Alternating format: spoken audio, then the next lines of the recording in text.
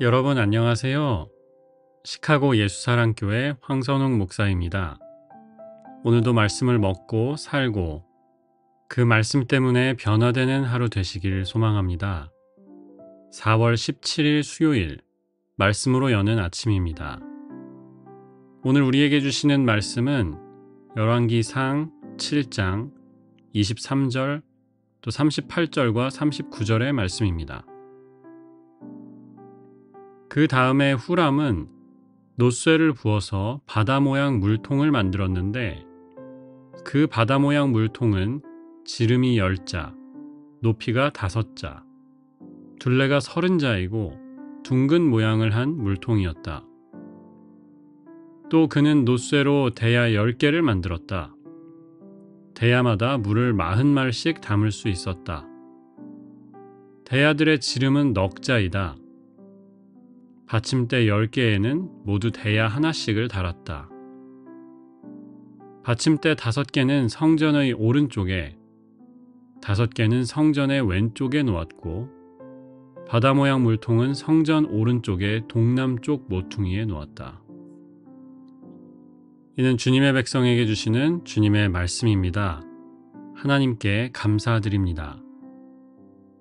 솔로몬의 건축 이야기가 계속되고 있습니다. 오늘 말씀은 긴 본문인데요.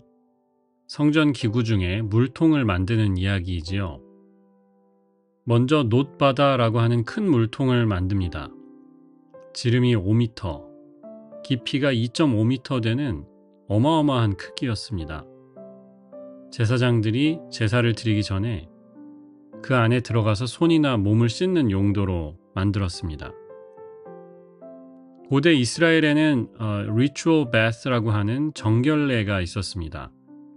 우리가 행하는 세례도 이 정결례에서 왔습니다. 말하자면 이 놋바다는 큰 욕조였던 셈인데요. 깊이가 2.5m라고 나와 있는데 다이빙을 하는 게 아니고요.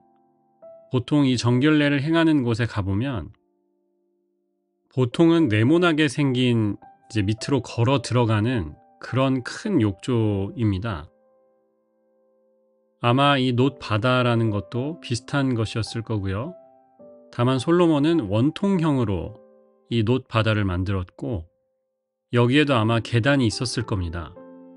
그래서 제사장들이 계단을 따라서 밑으로 내려가고요. 물속에 들어갔다가 간단한 뭔가 씻는 동작이 있었을 것이고 계단을 따라서 다시 올라왔겠죠. 두 번째로 만든 물통은 물두멍이라고 우리가 보통 부르는 오늘 새번역 성경은 대야라고 번역을 했습니다. 원래 성막에서는 이 물두멍에서 제사장들이 손을 씻었고요. 솔로몬 성전으로 오면서 놋바다가 새로 생겼기 때문에 재물을 씻는 용도로 바뀌었습니다. 물두멍은 성경에 크기가 나오지 않습니다. 하지만 얼마 정도의 물을 담을 수 있었다라고 말씀이 나오는데 대략 계산하면 800리터 정도가 됩니다. 우리가 보통 양문형 냉장고라고 하잖아요. 그 냉장고가 800리터 정도 됩니다. 그러니까 생각보다는 큰 물통이었어요. 솔로몬이 이 성전을 통해서 내세우고자 했던 것이 무엇이었는가? 저는 오늘 이 기구들을 볼 때 정결함이었다라는 생각이 듭니다. 성전을 지으면서 솔로몬이 가졌던 이 성전에 대한 비전이랄까요? 아니면 키워드랄까요? 정결함이었습니다. 말씀드린 대로 성막에는 이 놋바다라는 것은 원래 없었습니다. 솔로몬 성전에 와서 처음 생긴 거죠.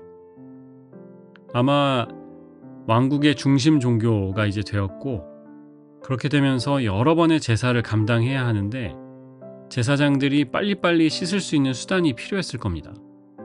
그래서 놋바다를 만들었을 것이고요.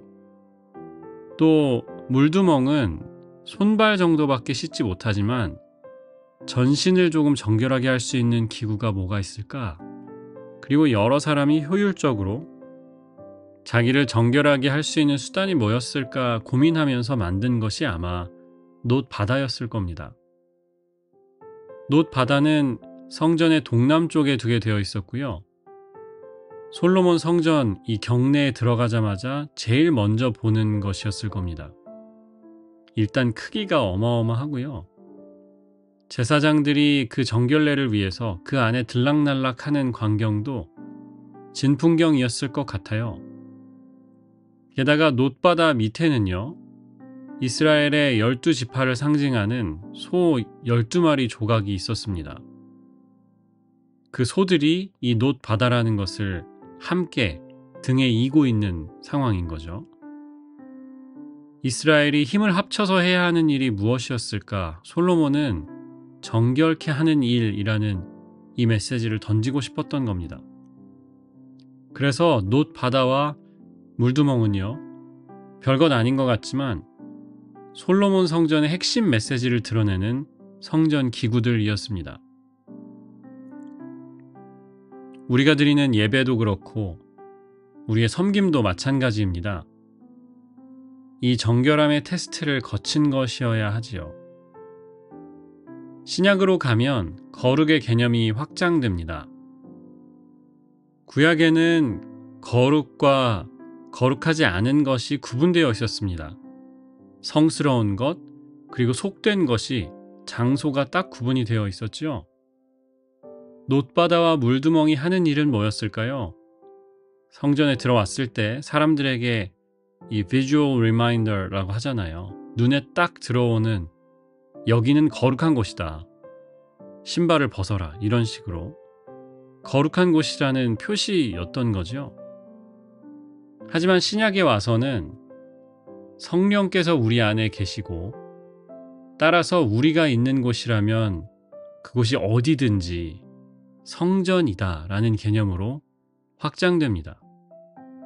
우리의 가정, 학교, 연구실, 직장, 자동차 안, 운동하는 곳, 식당, 커피숍, 우리가 있는 곳이라면 어디든지 하나님이 계신 거룩한 곳입니다. 그래서 성전에 있었던 놋 바다처럼 우리는 날마다 자신을 정결하게 해야 하고요. 하나님이 받으실 만한 제물로 우리 자신을 드려야 합니다. 우리의 마음과 삶 전부를 주님께 드려야 합니다. 행복이라는 찬양의 가사가 생각났습니다. 시작이 이렇게 돼요. 화려하지 않아도 정결하게 사는 삶. 너무 좋지 않나요? 화려하지 않아도 정결하게 사는 삶. 가진 것이 적어도 감사하며 사는 삶. 내게 주신 작은 힘 나눠주며 사는 삶. 시인은 이렇게 이야기하지요. 이것이 나의 삶의 행복이라오. 이러한 삶이 왜 행복이냐? 하나님과 동행하는 삶이기 때문입니다. 우리 인생을 성전 삼아서 우리 가운데 거하시는 그 하나님을 날마다 만나는 삶이기 때문에 행복한 삶입니다. 여러분을 믿음으로 도전하고 싶습니다. 오늘 하루 내 삶에 계신 하나님과 더 깊이 만나고 사귀는 하루가 되시길 바랍니다. 세상이 원하는 어떤 것이 아니고요. 하나님은 정결한 삶을 원하십니다. 그리고 우리 자신을 정결케 하고자 하는 그 노력 가운데 말 한마디, 생각 한 조각, 모든 것을 정결하기 위해서 노력하는 우리의 그 노력 가운데 하나님이 함께 하시고 하나님이 기뻐하시는 줄을 믿습니다. 기도하겠습니다. 주님, 화려하지 않더라도 정결한 삶을 구합니다. 주님 안에 사는 삶을 구합니다.